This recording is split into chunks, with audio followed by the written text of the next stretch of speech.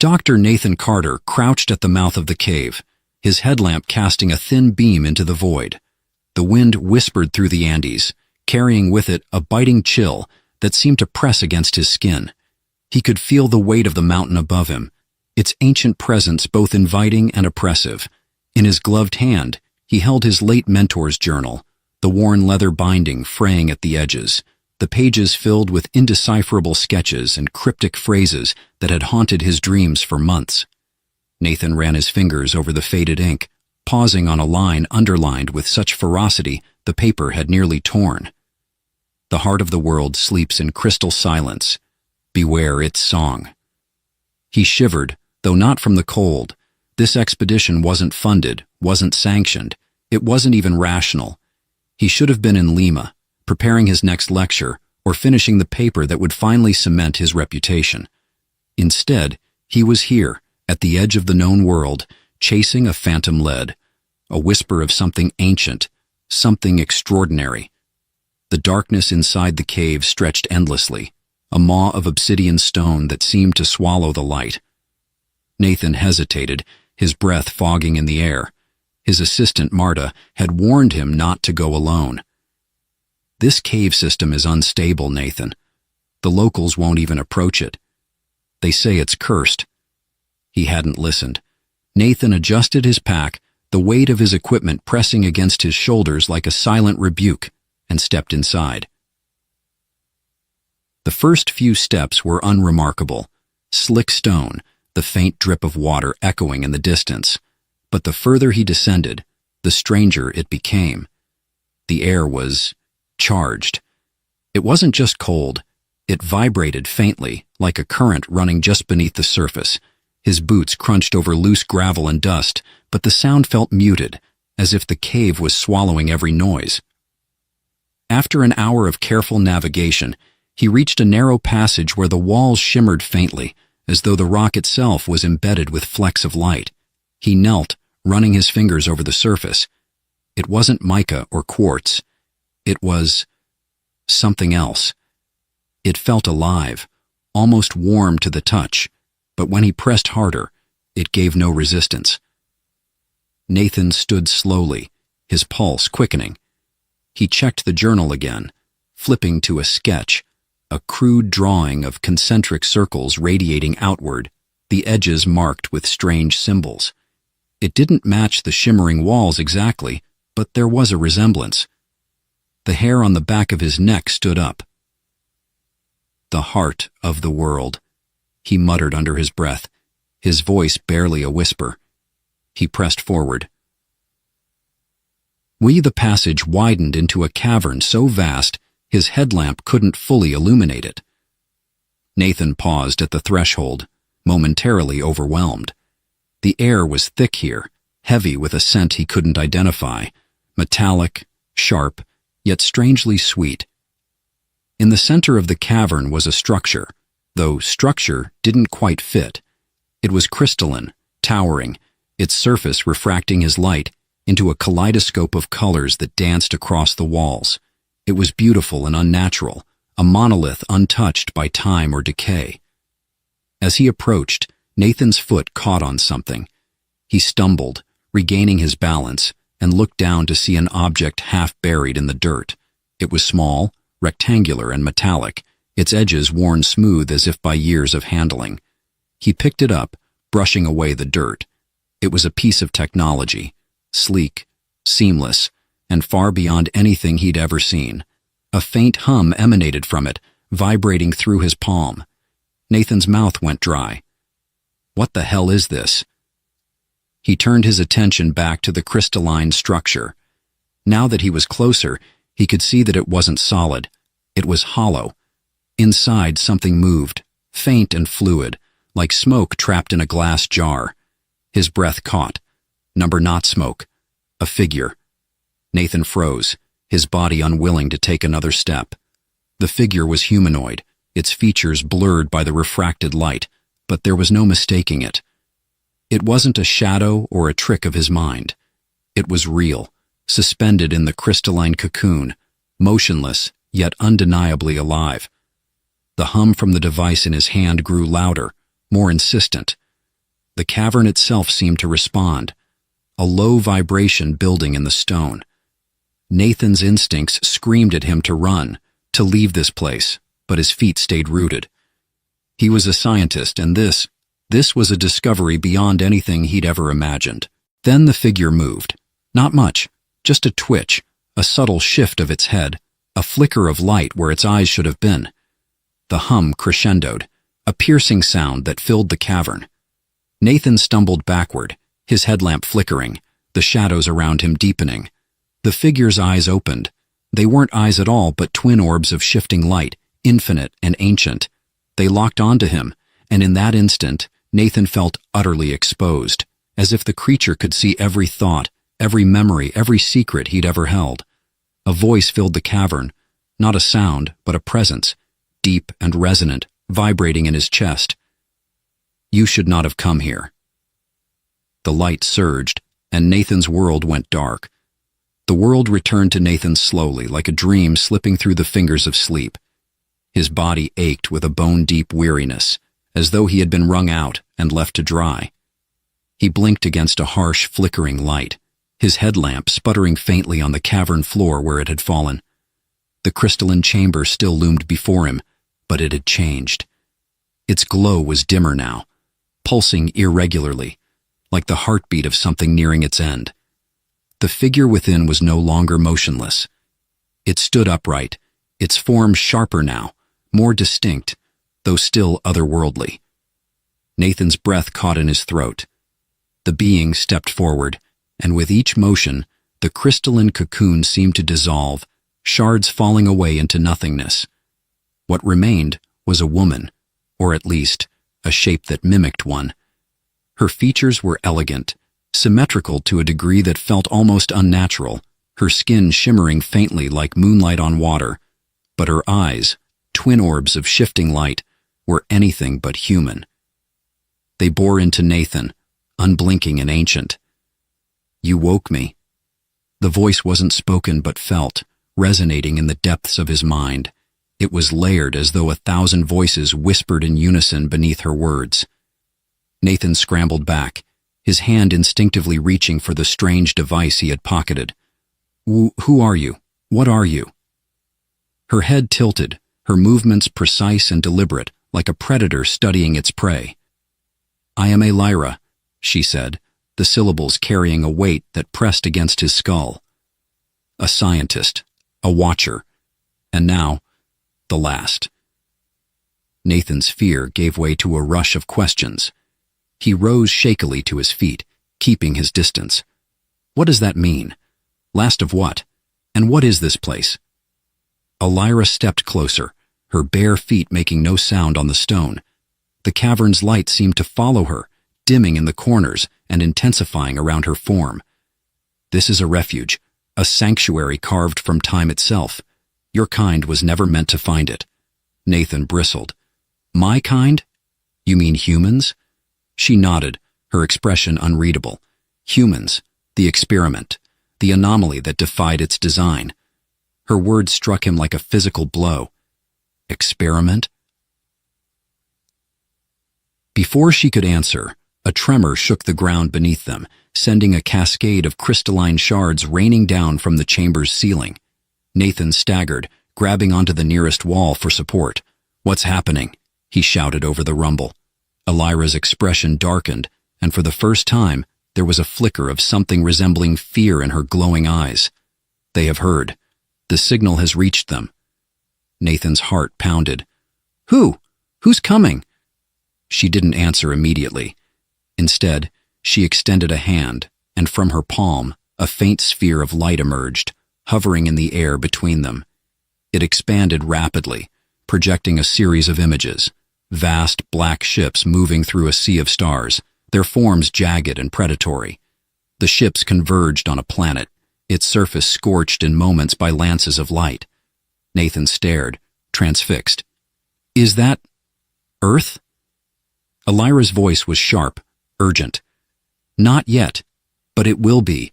They have returned to claim what is theirs." Nathan's mind raced, trying to process the implications of her words. "You're saying they made us? That we're some kind of experiment?" Yes, she said simply.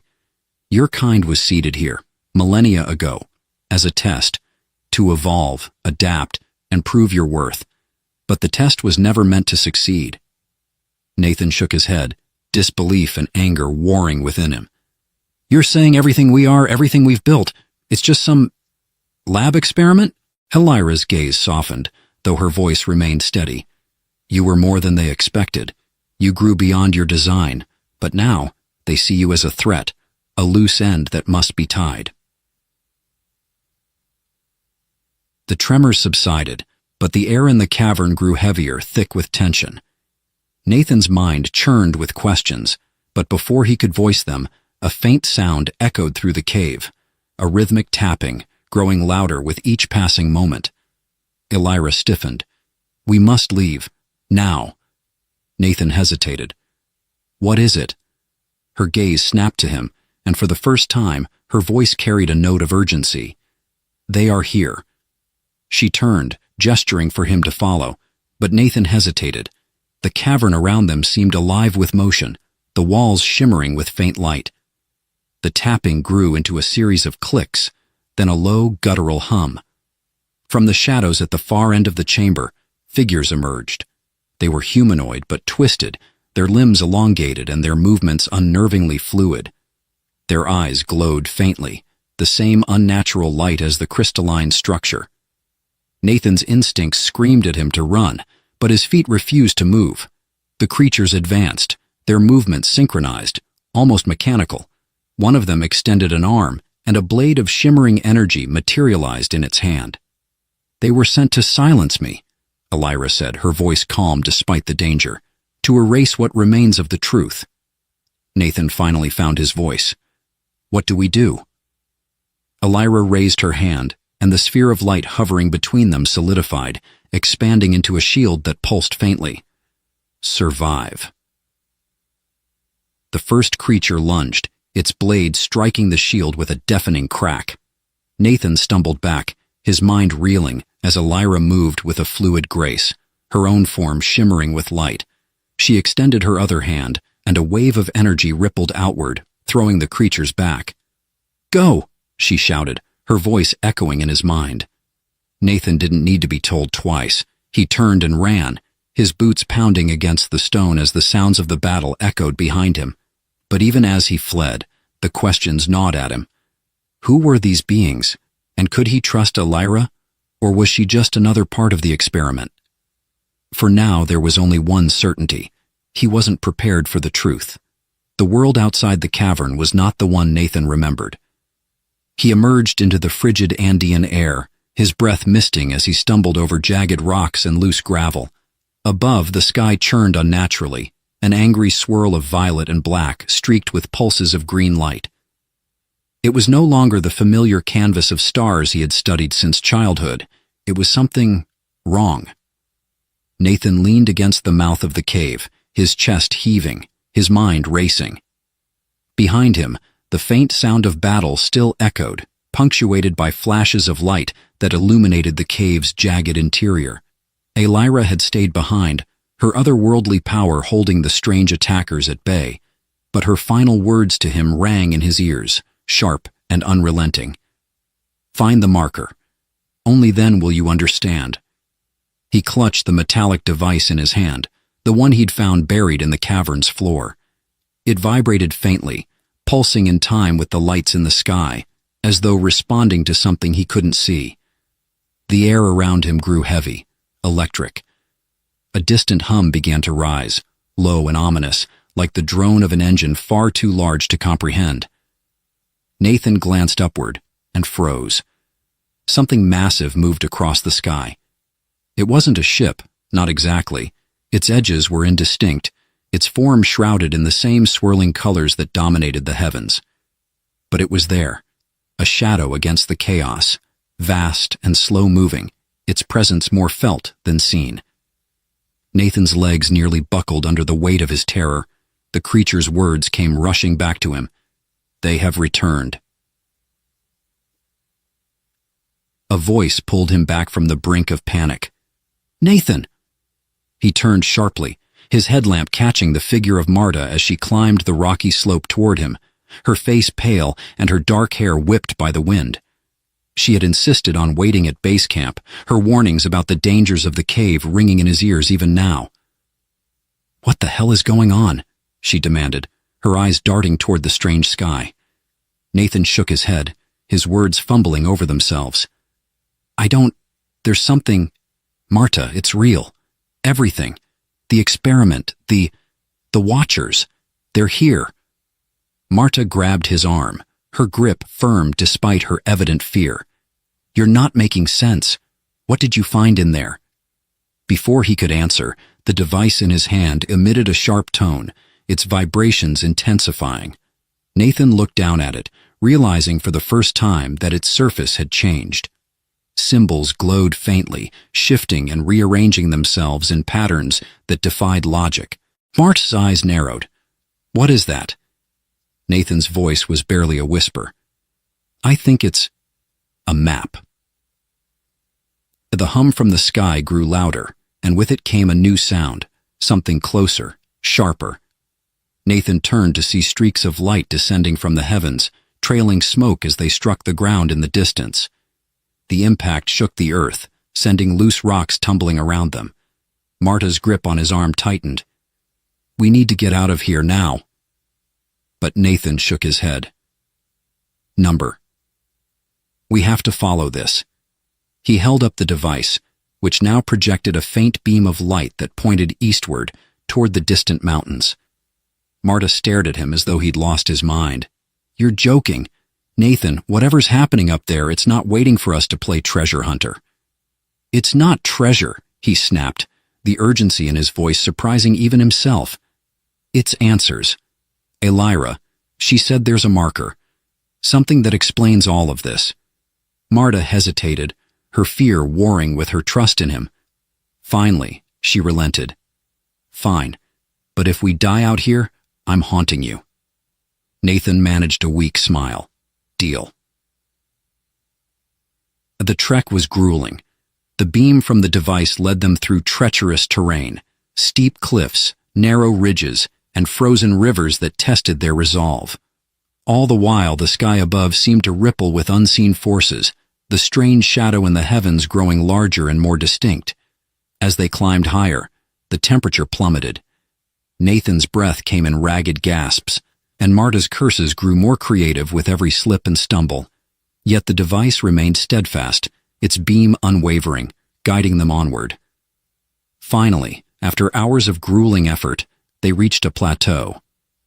In the center stood a monolithic structure, its surface smooth and black, absorbing the faint light around it. The marker. Nathan approached cautiously, his steps hesitant. The device in his hand pulsed faster, its symbols aligning into a single cohesive pattern. He pressed it against the marker, and the world seemed to hold its breath. The marker came alive. Lines of light spread across its surface, forming intricate patterns that shifted and flowed like liquid fire. A low hum emanated from within, growing louder until it was almost deafening. Nathan stumbled back as a projection erupted from the marker, a sphere of light that expanded to encompass the entire plateau. Within it, images appeared, memories of a world long gone. He saw vast cities rising from alien landscapes, their towers piercing skies filled with unfamiliar stars. He saw beings, tall, elegant, and luminous, like Illyra, walking among them, their hands outstretched in creation. Then he saw Earth, its surface barren and untouched, a canvas awaiting its first brushstroke. The images shifted, and he saw the experiment unfold. Humanity, seated like crops across the land, watched and tended by the luminous beings. But something went wrong. The experiment evolved beyond their control, its subjects growing in ways they hadn't anticipated. And then the war began. The luminous beings fought among themselves, their once harmonious creations turning to chaos. Earth was abandoned, left to its own devices, its caretakers divided and defeated. The projection faded, leaving Nathan and Marta in stunned silence. Marta was the first to speak, her voice trembling. This can't be real. Nathan stared at the marker, his mind reeling. It's real, and they're coming back to finish what they started. Before they could process the revelation, the ground beneath them began to tremble. From the shadows at the edge of the plateau, more of the twisted humanoid creatures emerged, their eyes glowing with malevolent light. Nathan and Marta exchanged a panicked glance. "Run," he said. And this time, Marta didn't argue. The plateau was chaos. Nathan's lungs burned as he sprinted, the icy wind cutting against his face. Marta was just ahead, her breaths coming in sharp gasps as she darted toward the jagged path leading down the mountainside. Behind them, the twisted humanoid creatures moved with unnatural speed, their elongated limbs stretching grotesquely as they pursued. "Keep moving!" Nathan shouted, though his voice barely carried above the howling wind and the guttural clicks of their pursuers. The device in his hand vibrated violently, its beam of light now pointing back toward the marker. It pulsed in sync with the glowing patterns etched across the black monolith, as if urging him to return. But the creatures were closing in, their glowing eyes filled with an almost predatory focus. One of them leapt forward, its blade-like arm slashing through the air. Nathan ducked just in time, the weapon slicing through the strap of his pack. He stumbled, barely managing to stay on his feet as he pushed himself to catch up with Marta. "What the hell are these things?" Marta yelled, glancing back. "I don't know," Nathan shouted. "Elira called them sentinels or something like that. Guardians, maybe. They're here to protect the secret." "Well, they're doing a damn good job of it," Marta snapped, skidding to a halt at the edge of a cliff.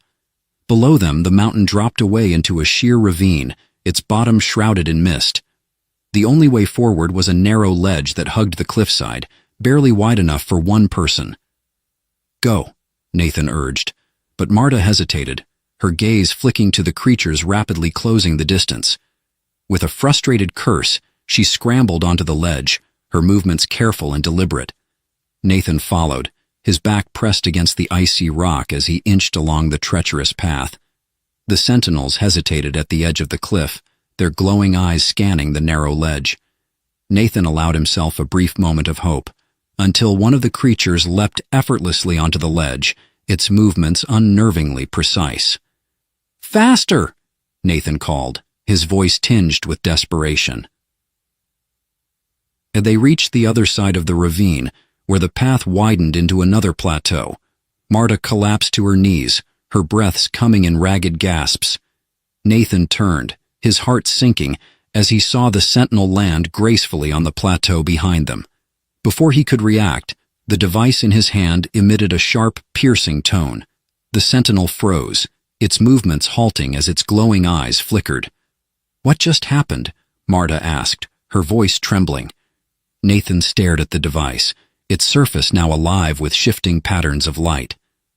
"I think it's connected to them, or maybe the marker. It's some kind of control system." Marta rose to her feet, her expression a mix of fear and determination. "Can you stop them?" Nathan hesitated, his fingers tightening around the device. "I don't know. But if this thing is what's controlling them, maybe I can use it to buy us some time." He pressed his thumb against the glowing symbols, and the device emitted another pulse of energy. The sentinel twitched, its movements erratic, before collapsing to the ground in a heap of twisted limbs. Marta stared at the fallen creature, her voice barely above a whisper. "What did you do?" Nathan shook his head, his mind racing.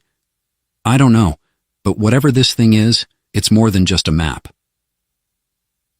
The device's beam of light shifted again, this time pointing toward a series of jagged spires rising from the far end of the plateau. Nathan and Marta exchanged a glance, unspoken agreement passing between them.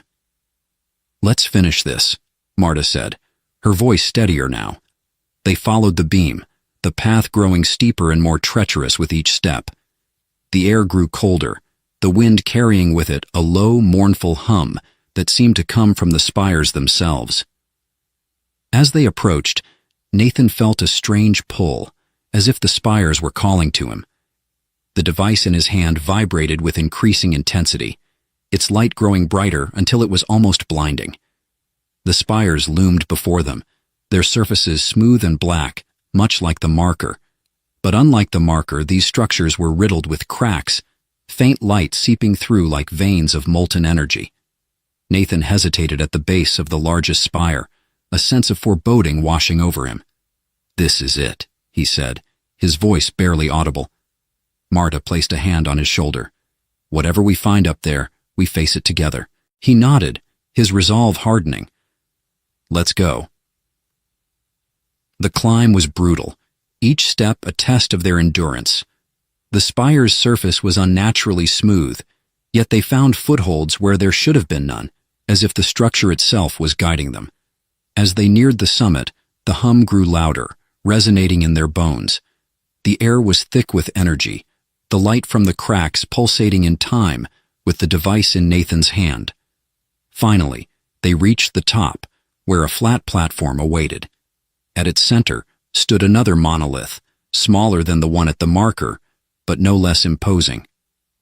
Nathan approached cautiously, the device in his hand glowing brighter with each step. He placed it against the monolith and the world seemed to shift. A new projection erupted from the monolith, this one more vivid than the last. Nathan saw Earth as it had been millennia ago, its surface teeming with life. Alien life. Towering creatures roamed vast plains, their forms unlike anything in the fossil record. Above them, the luminous beings watched, their hands weaving threads of light that shaped the world below. But then the image changed. The luminous beings were gone, replaced by shadows, massive, angular ships descending from the sky, their weapons obliterating everything in their path. The experiment had failed, and the watchers had become the hunted.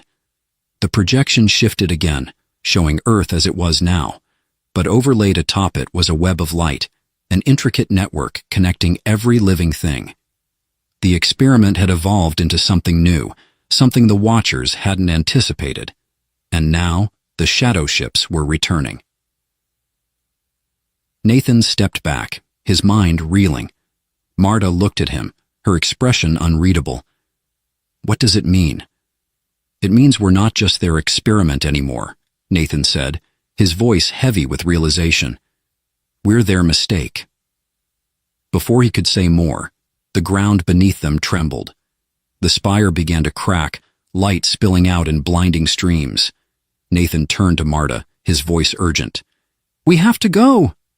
But as they began their descent, the monolith's light intensified, and a voice echoed in Nathan's mind, a voice he recognized. Aelira. "You've seen the truth. Now you must decide what to do with it." Nathan's chest tightened as the implications of her words settled over him. This wasn't just about survival anymore. This was about the fate of humanity itself, and the choice was his to make. Nathan stood at the edge of the abyss, the dying light of the monolith casting jagged shadows across his face. The device in his hand was now silent, its once brilliant glow reduced to a faint pulse, as if conserving its final breaths. Around him, the spire's platform cracked and trembled, the earth itself protesting against the ancient forces he had awakened. Marta's voice broke through the roar of the disintegrating structure. "Nathan, we can't stay here. Whatever's happening, we have to go." But he didn't move. His eyes were locked on the distant sky, where the shadowed forms of the massive, angular ships now loomed unmistakably. They were descending, slowly, deliberately, their vast outlines dwarfing even the largest peaks of the Andes. In the back of his mind, Aelira's words repeated like a mantra. "You must decide what to do with it." The truth of humanity's origins, the experiment, the watchers, the return. Every piece of the puzzle was now laid bare, but Nathan could see the larger picture, a web of decisions and consequences stretching not just across time, but across entire civilizations. And at its center was humanity itself, fragile yet defiant. He turned to Marta, his expression resolute. "There's no running from this." "What are you talking about?" she shouted, over the deafening hum of the collapsing spire. Nathan held up the device. This isn't just a map, it's a key. The Watchers left it behind, maybe as a failsafe, or maybe because they knew we'd need it one day.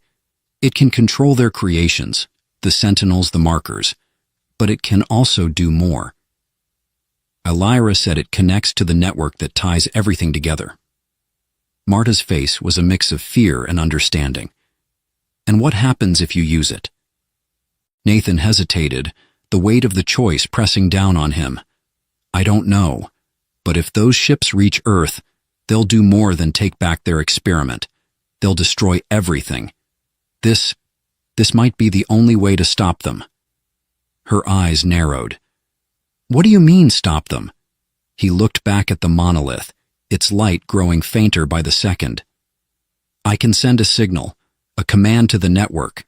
I think it'll disrupt their ships, maybe even shut them down. But there's a cost. Marta's voice softened. What cost? Nathan's gaze fell to the device in his hand.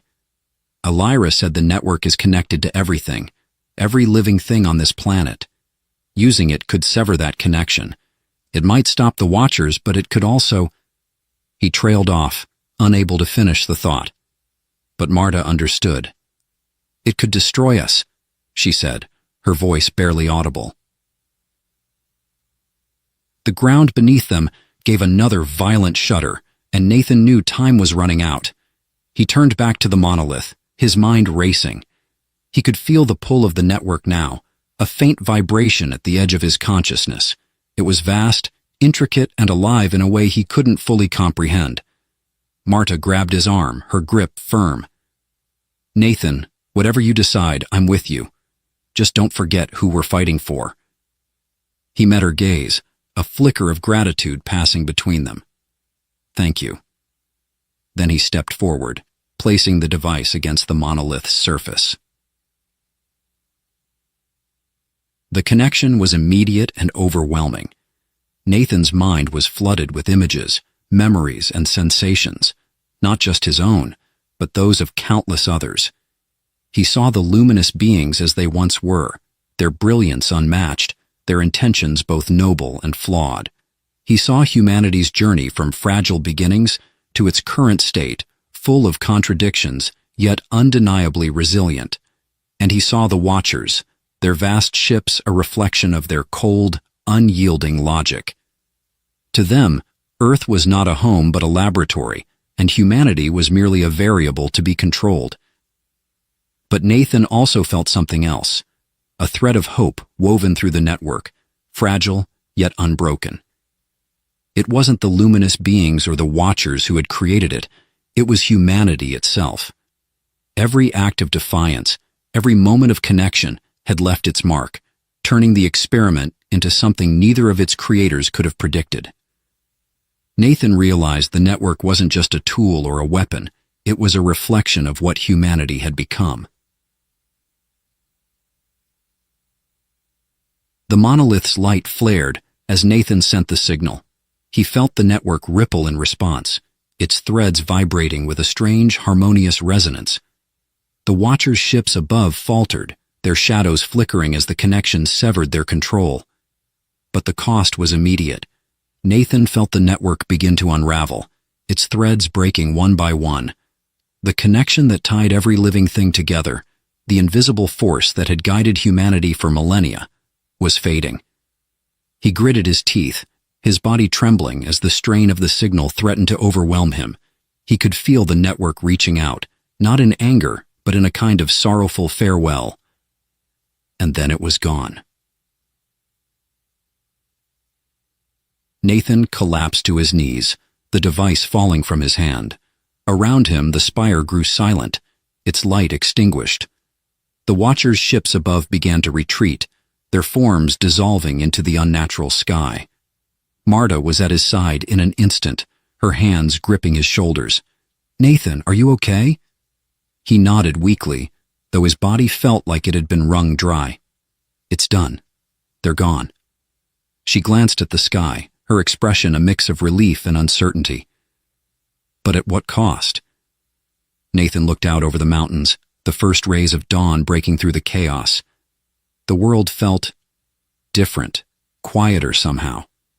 The connection was gone, but in its absence, he felt something else.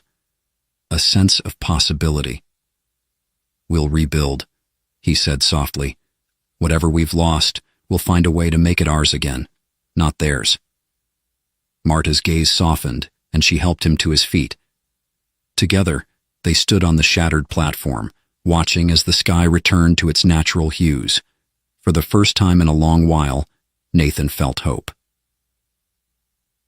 Afar above, in the quiet void of space, the Watcher's ships faded into the distance, and within the ruins of the Andean spire, a faint light flickered one last time before going dark.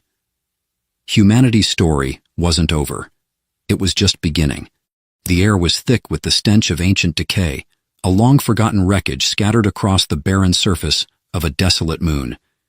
Beneath the oppressive silence, the echoes of a long-lost battle seemed to hum faintly, resonating in the stillness like the last gasps of a dying war.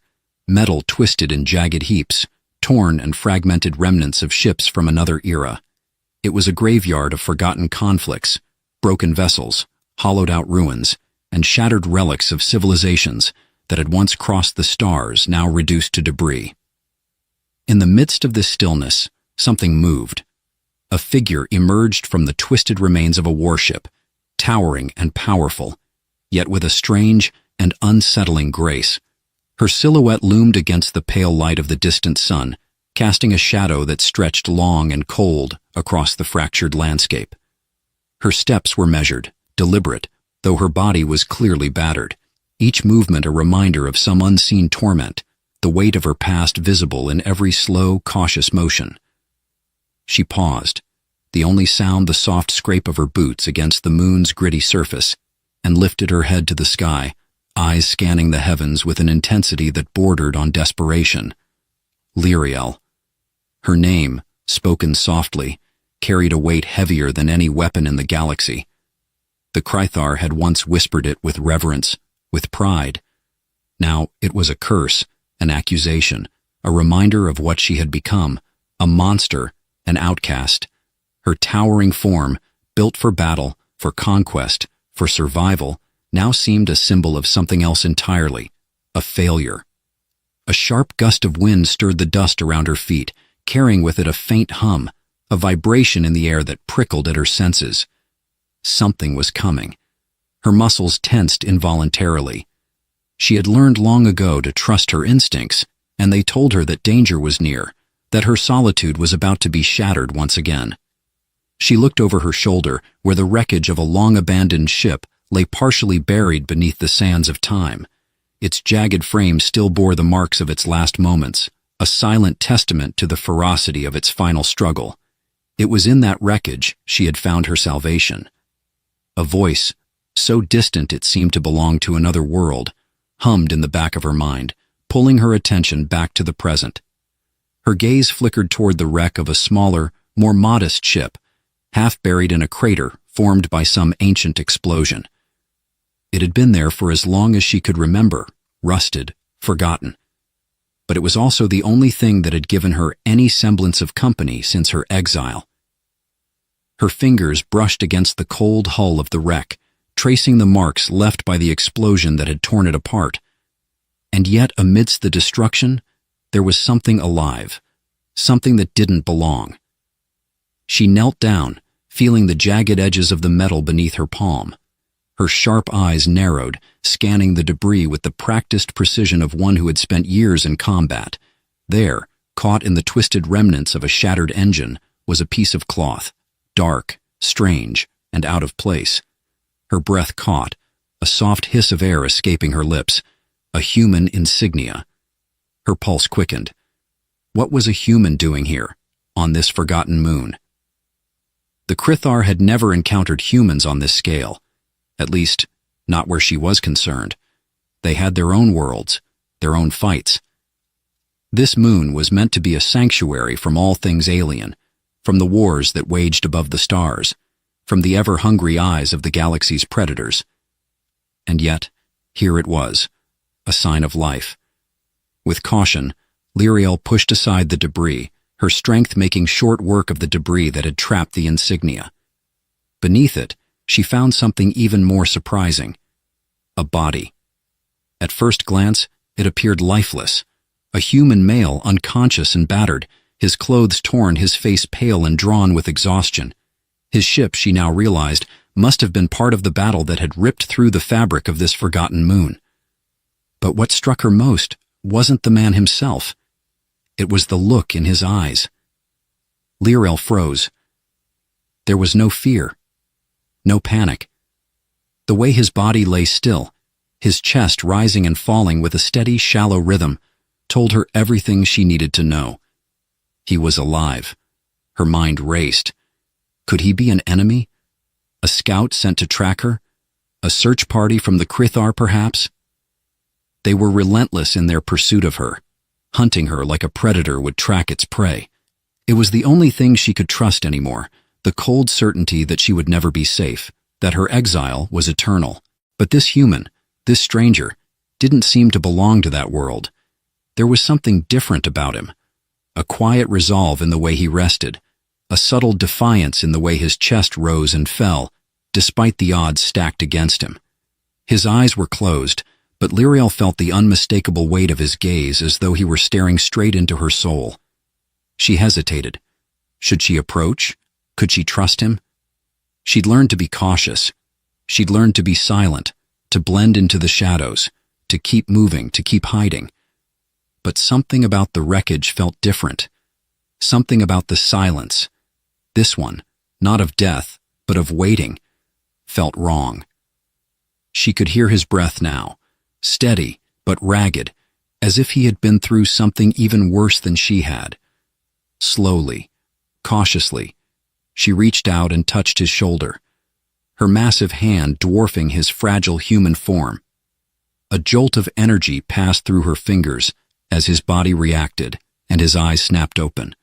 For a heartbeat, there was nothing but silence, staring into each other's eyes, as if the universe had paused just for this moment.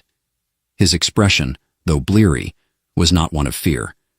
There was no terror in his gaze, no recognition of her monstrous size, no hatred or mistrust. It was as though he were seeing her for something else, something human. "Who are you?" he croaked, his voice weak but clear. Lyrell didn't know how to respond. There was no answer for this question, not for her kind. She had been raised to fight, to conquer, to be feared. She had been taught that weakness was a sin, and that those who showed mercy, those who felt compassion, were nothing more than liabilities. But this human, this stranger, did not see her as a threat. He saw her as someone else entirely, and that was a mystery she wasn't sure she could unravel. Not yet. The air around them was still, too still, as Lyrell knelt by the human's side, the weight of his gaze lingering on her. She had expected fear. It was the default response to her kind, an instinctual recoil, a terror that people in the galaxy had come to associate with the Krithar. And yet, here was a human, broken and battered, with eyes that held none of the fear she had been accustomed to. Instead, there was curiosity. There was something deeper, a feeling, maybe, not unlike kindness. Lyrell blinked, pulling herself back from that strange thought, a shiver running through her spine. Number. She wasn't here for distractions. Her exile had made her keenly aware of every shift, every sound, and that silence, the one they now shared, felt wrong. It hummed with something she couldn't place, something that gnawed at her as though the air itself were thick with impending doom. She knew instinctively that this moment would define the rest of her life. The man, Ethan, he had called himself, shifted slightly, the strain of his injuries pulling his face into a grimace. His hand twitched, moving toward her in slow, uncertain gestures, as if considering the possibility of touching her, of reaching out. But something made him hesitate, just as she did. It was an impasse neither of them knew how to cross. "You're not what I expected," Ethan rasped, his voice weak but steady. The words lingered in the stillness between them, pressing against the tension that hummed in the air. Lyrael said nothing at first. The weight of his words carried an unsettling truth. What had he expected? An enemy? A savage? The monster the galaxy spoke of? She had been raised to embody that very role. The Krythar had made sure of it, carving their brutal image of her into her soul. But what if she wasn't that? What if he saw something they couldn't? "Why are you here?" she asked finally, her voice low, rough from disuse, carrying with it a centuries-old pain. "What is your purpose on this forsaken moon?" Ethan blinked, his chest rising and falling with the effort it took to breathe. "My ship. We were ambushed. My crew ... He trailed off, his face darkening with the weight of grief. Lyrael didn't push. Humans mourned in strange ways. I'm just trying to survive," he finished quietly, his voice barely a whisper. "And you? What's your story?" The question stung. It was the question she had been asking herself for years now. She shifted, uncrossing her arms, the movement sending a tremor through her still healing body. She was strong, stronger than most, perhaps, but not invincible. The encounter with the Krythar patrols months ago had left her scarred in ways she could not easily hide. Her body, though built for combat, was a testament to her struggle, not her victory. "My story is—" She hesitated, unsure of what to say. The words had no place in this moment. They had never had a place, really. "I was born to fight, to conquer. But She faltered, her own internal conflict surfacing in the form of a bitter taste in her mouth. "But I failed, and now I live in exile." Ethan's expression softened. For the first time since waking, he smiled, not with fear, but with something almost understanding. "It's not too late to change, you know." She stiffened, the words piercing through the emotional armor she had carefully built over the years. Change. The word felt alien, like a wound freshly opened. What did change even mean for someone like her? Could she truly shed the burden of the monster her people had forced upon her? Before she could respond, a strange sound caught her attention. It was a low hum, distant but unmistakable. The hairs on the back of her neck stood on end as she turned sharply toward the source. Ethan's face flickered with confusion. "What is that?" he asked, his voice barely a whisper. Lyrael didn't answer. She was already on her feet, scanning the horizon with razor-sharp precision. Her heightened senses sharpened as the hum grew louder, a deep thrum in the air that spoke of something far more dangerous than she had prepared for. "They found me," she muttered, her voice tight with the sudden, unbearable weight of the truth. Ethan was still sitting, struggling to rise, but the look in his eyes was clear. He knew what she meant. The Krythar. They had tracked her down before. They would do so again. Without another word, Lyrael moved toward the wreckage, her hands working quickly to assess what little there was to salvage. She needed to move. She needed to get them both out of here. The Krythar would stop at nothing to see her dead, or return to their fold. Her failure to live up to their bloodthirsty standards was a stain they could never erase. But Ethan, he wasn't part of this. He didn't belong to her past, to the monster she had been forced to become. "You need to go," she said, her tone cold, deliberate. "It's not safe here. You don't know what's coming." Ethan's eyes widened, his hand instinctively reaching out to grab her wrist. "Wait, you're telling me to just leave? You're the one who's being hunted. I'm not asking you to understand," Lyrael snapped, her patience snapping. "They won't stop until I'm dead. And you—" She softened. "You're just a man caught in something you don't deserve." Ethan's grip tightened. "You're not a monster," he said, his voice firm, though his body was still weak. "You're not." Lyrael looked at him, really looked at him, her heart beating a fraction faster than it should. For a brief fleeting moment, something inside her shifted, a light flickering in the endless darkness that had enveloped her for so long. But before she could voice the thought, the hum in the air grew louder. The ground seemed to tremble beneath their feet as a low rumble echoed from the sky. The Krythar were closing in. She grabbed Ethan by the arm, hauling him up with surprising strength. "No time," she said, her voice sharp and decisive. "We need to move. Now." Ethan barely had time to react before she was pulling him across the debris-strewn surface, her instincts taking over as the once still moon erupted into motion. The storm was coming, and this time it would not be just her that was caught in the blast.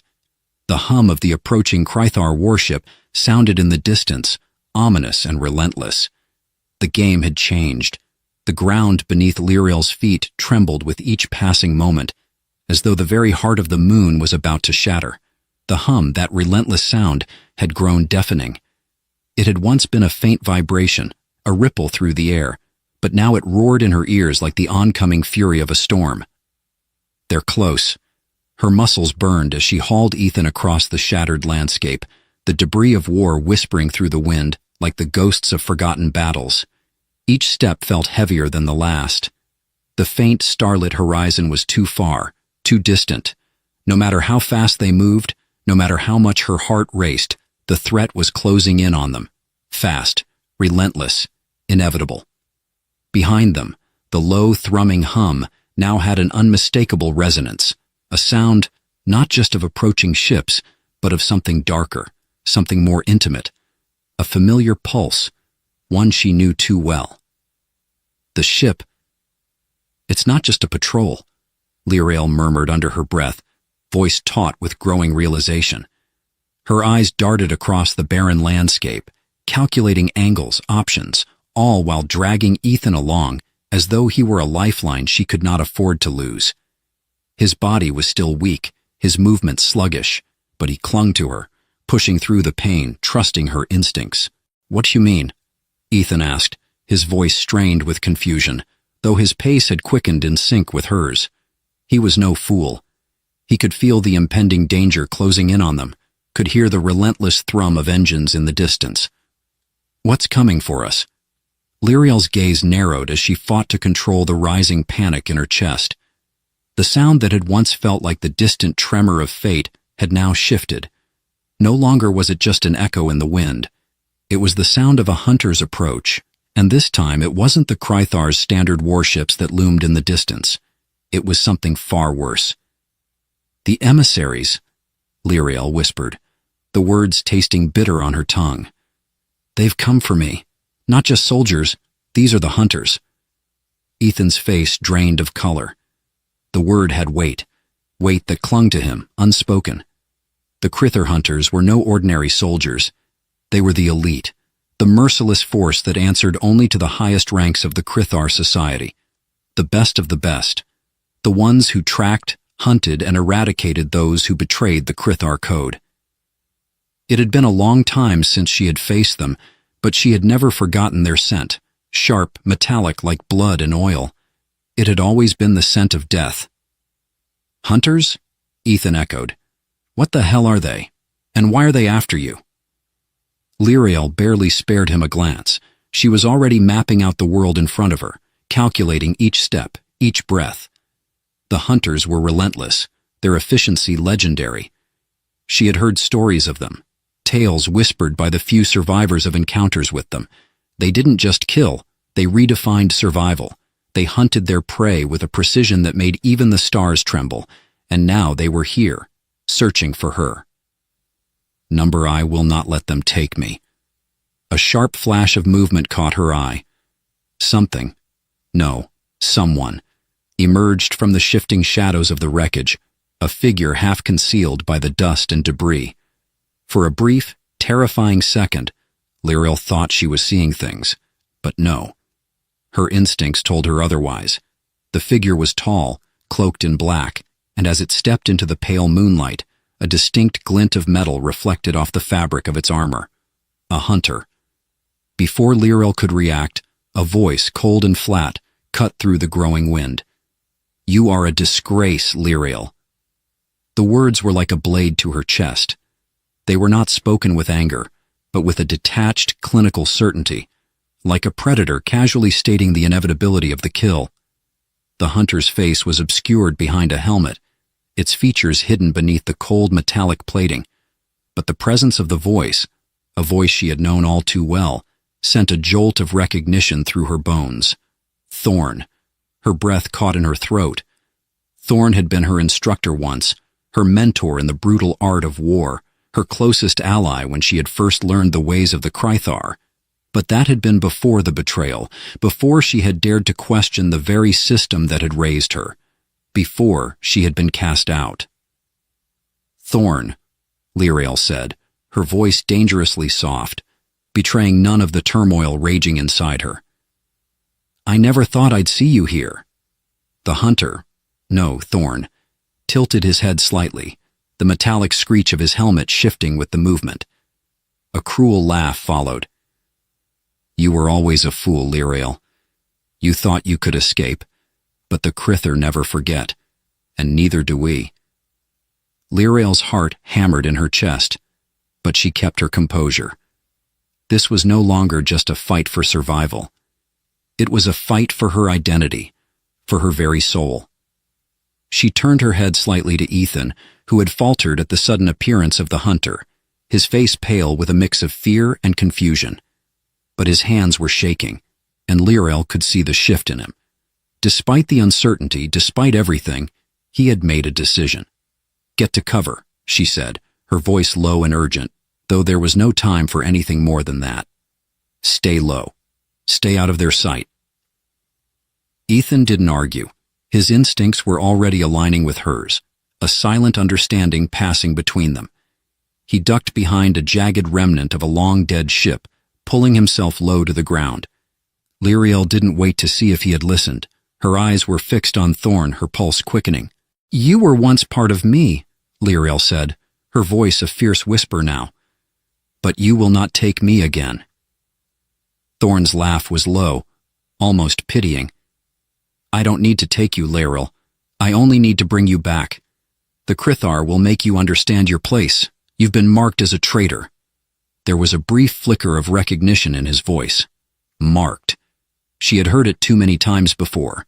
A traitor to the Krythar way. A monster who had broken the sacred code. But that was the past. It was nothing now. Nothing but the lies they had told her to keep her bound. Lyrael's hand instinctively reached for the blade she had hidden in the folds of her armor. It was light, deadly, and waiting. She had once been skilled in its use. And now, as the first wave of gunfire exploded from the direction of the approaching ship, marking the beginning of what would be a long, brutal conflict, she knew. This was no longer just a fight for her life. It was a fight for her future. And in this moment, she would either become the monster they had forced upon her, or something else entirely. The choice was hers.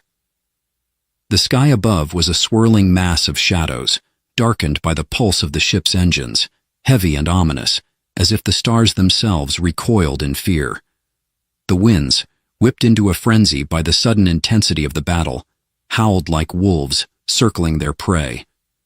Lyrael's heart pounded in rhythm with the thundering blasts of energy that split the air. She could taste the metal in the air. Blood, oil, and static. She had been here before, had felt the bitter thrill of the hunt, the clash of weapons, the desperation of survival. But this time there was no victory to be had, no triumph of strength or endurance, only the gnawing awareness of what the conflict meant. The hunters were closing in, and with them, the weight of the past. Lyrael moved swiftly, her eyes narrowing as she assessed the battlefield. The wreckage of the old ships around her, half buried in the moon's dust, offered little cover, but enough to give her a momentary advantage.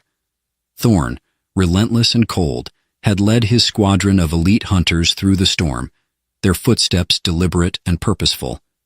He knew her instincts, her fears, her strengths. He had been her mentor, her brother in arms. Once. Now he was the enemy. A wave of energy surged through the ground, a tremor that rattled her bones. Another blast. Lyrael pushed forward, her pulse steadying despite the chaos that surrounded her.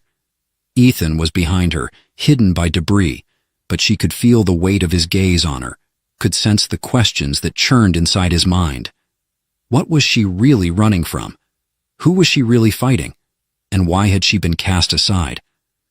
Her grip tightened on her blade, the cold steel a steady reminder of the promise she had made to herself. To protect him. To protect them. There was no going back now. No time for second-guessing. "Stay down," Lyrael ordered in a low voice, her breath coming in shallow, controlled bursts. "I'm not going anywhere," came Ethan's reply, his voice tight but resolute. There was something in his tone, something she had heard before, something that told her he wasn't just talking about the physical battle. This was bigger than both of them.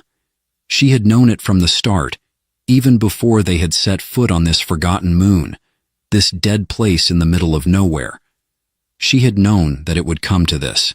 The hunters would come, her people would come, and there would be no place left to run. But the deeper she delved into the mess of her past, the clearer the question became. Why? Why had the Kryther cast her aside?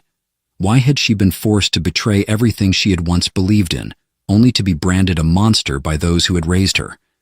The answer was always elusive, like a fleeting shadow in the corner of her eye. It whispered at the edge of her consciousness, refusing to take form. A low, chilling laugh echoed across the battlefield, cutting through her thoughts. Thorn. "You've come so far, Lyrael, but you've always been weak. You never understood what it meant to be Krythar." Her jaw clenched. The words stung, but she had heard them before, 1,000 times. From every glance, from every whisper, from every blow she had suffered at their hands. She had never been enough, never been strong enough, never been cold enough to survive in their world. She had always been the outcast, the monster. "You're wrong," she said, her voice firm. "I understand what it means to be Krythar. I just don't believe in it anymore." Her words, as they left her lips, felt like a confession, a truth that had been locked away for so long that it came out in jagged fragments. She had been raised to be a weapon, to be ruthless, to be the embodiment of everything the Krythar stood for. But somewhere, deep inside, she had known the truth that they had never seen in her, the truth she had buried beneath layers of fear and hate. She was not like them, and that was why they had cast her out. Another explosion rocked the ground beneath her, shaking her to her core. But Lyrael didn't flinch. She couldn't. There was no room for fear now. The hunter's footsteps echoed, now closer than ever. She could feel his presence, his certainty, like a looming shadow behind her. She could almost taste the impending collision of their wills, the inevitable clash between what she had been and what she could become. She took a step forward, then another, her eyes locking onto the distant shadow of Thorn's silhouette. He was waiting for her, as though he knew this moment would come, as though he had always known that she would either break or rise. A sharp click of metal interrupted her thoughts, the unmistakable sound of weapons being drawn, of the impending confrontation. Ethan was behind her, crouched low, his breath shallow, his eyes wide with the terror of the unknown.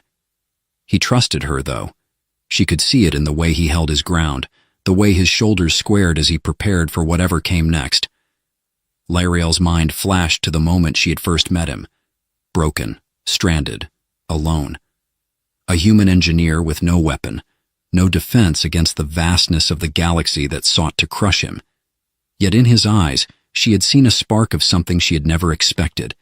Compassion. Something so alien to her, so foreign, yet so undeniably pure. He had not seen her as a monster, as the others had. He had seen her as someone worth saving. The thought struck her now, clearer than ever before. He had been the first to show her what true strength meant.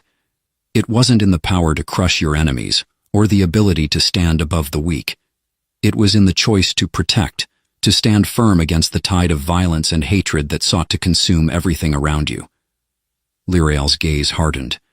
She wasn't a monster, and she would prove it. With a fluid motion, she pulled her blade from its sheath. The cold steel seemed to hum with anticipation as she gripped it tightly in her hand. This wasn't just a weapon. This was her declaration. The battle that was about to unfold wasn't just for survival. It was for her soul. Thorn's voice cut through the air once more, calm and unyielding. "You will never escape what you are. The Crithar will hunt you until your last breath, Lyrael. Lyrael's lips curled into a bitter smile as she stepped into the open, fully aware of the danger, of the consequences. This was it, the moment of truth. There was no running, no hiding. "No, Thorn," she said, her voice like steel. "I am not the monster you made me, but you are the one who has forgotten what it means to be truly alive." With that, she charged, the blade cutting through the air in a deadly arc. The battle was over. Silence hung in the air, thick and suffocating, like the final breath of a dying star. Lyrael stood amidst the wreckage of the conflict, her chest heaving, the scent of scorched metal and blood clinging to her like a second skin. She had fought not just to survive, but to reclaim her life, her identity. And as the last remnants of the hunter's squadron scattered, the weight of the victory settled upon her shoulders, not as a burden, but as the beginning of something she had long denied herself: hope. Ethan approached her slowly, his steps cautious but steady, as though he were uncertain whether the storm had truly passed. His gaze flickered to the bodies scattered around them, to the smoldering wreckage of the hunter ships, and then finally, to her. His eyes were filled with something she had never seen before: admiration. But beneath that, there was something deeper, a recognition. He saw her, not as the monster she had once been, nor as the outcast she had been forced to become, but as herself, as a woman who had fought for something greater than survival, for redemption. "You did it," Ethan said, his voice quiet but filled with a reverence she hadn't expected. "You really did it." Lyrael looked at him, the words hanging in the air between them. She had wanted this moment, this victory, for so long. But now that it was here, it felt different. Not empty, but something more profound. She had done what she had set out to do: defeat her enemies, reclaim her dignity. But she had also discovered something far more valuable along the way: the truth about who she was. Not the monster the Crithar had called her, but a warrior with a heart, capable of both strength and mercy. "I didn't do it alone," she said, her voice rough but steady. "None of this would have been possible without you." Ethan smiled, a warm, genuine smile that reached his eyes and softened the edges of his features. "I just showed you that there's more to this world than what you've been told. You did the hard part. You found the courage to be who you truly are." Lyrael lowered her gaze to the blade still clutched in her hand, its surface slick with the remnants of the battle. The weapon that had once felt like an extension of her rage, her fear, now felt like a symbol of her triumph, not over her enemies, but over the fear that had once controlled her life. She could finally lay it down, not because she had won, but because she had nothing left to prove. The sound of engines grew louder, pulling her from her thoughts. She looked up, her expression hardening, as she saw the faint outlines of more ships descending from the horizon. But these ships were not the dark, imposing vessels of the Crithar. These were different, sleek, angular, their markings unfamiliar. Ethan tensed beside her, his fingers tightening around the blaster at his side. "More of them?" Lyrael shook her head, her lips curling into a faint smile. "Number not the Crithar. Not anymore." As the ships drew closer, she could see the markings more clearly: human insignia, the familiar logo of a galaxy-wide organization that had been all but lost to the war. She watched as the ships landed with a smooth, practiced motion, their engines purring as they powered down. A figure stepped out, tall and composed, the outline of their features obscured by the shadow of their helmet. But Lyrael knew. She had known the moment the ships appeared, the feeling that swept over her like a wave. The figure removed their helmet, revealing the face of a woman, a human. Her features were sharp but kind, her eyes a warm amber that met Lyrael's gaze with quiet understanding. "I thought I might find you here," the woman said, her voice steady and confident, yet tinged with a softness that made Lyrael's heart quicken. "You've come a long way, Lyrael." "Seraphina?" Lyrael's voice trembled, her pulse quickening with the sudden rush of recognition. I... how? Serafina smiled, her expression one of quiet satisfaction. I've been watching you for some time. You've made quite a name for yourself. I knew when I saw your escape that you weren't the monster they made you out to be. You're stronger than they ever realized, and it's time for you to finally have a choice. Lirael's heart fluttered. A choice? Serafina nodded. The Krithar are done. Their empire is crumbling. But you have the power to reshape things, to show the galaxy what it truly means to be strong, to lead in a way they never thought possible. Lirael's chest tightened, 1,000 emotions swirling within her. The weight of it all was overwhelming. What Serafina was offering was beyond anything she had ever dared to dream. A future, a chance to build something of her own, to prove that she was more than the legacy of bloodshed and destruction she had been born into. But it wasn't just about her. It was about them. About the people who had been cast aside, who had been left behind, the ones who had never had a voice in the galaxy's endless wars. You think I'm ready for that? Lirael asked, her voice filled with doubt. I've spent my whole life fighting just to survive. I don't know what it means to lead. You're not alone, Serafina said, stepping closer. You'll never be alone again. You have the strength to build something better, and you have the heart to do it right. Lirael stood there, the weight of Serafina's words pressing down on her. For the first time, she wasn't burdened by the past. She wasn't defined by the monsters she had fought, either the ones who had cast her out or the ones she had destroyed. She was her own person, and for the first time in her life, she was ready to make a choice that was hers alone. She turned to Ethan, her gaze softening. We've both come a long way, haven't we? Ethan smiled, a smile that was both proud and knowing.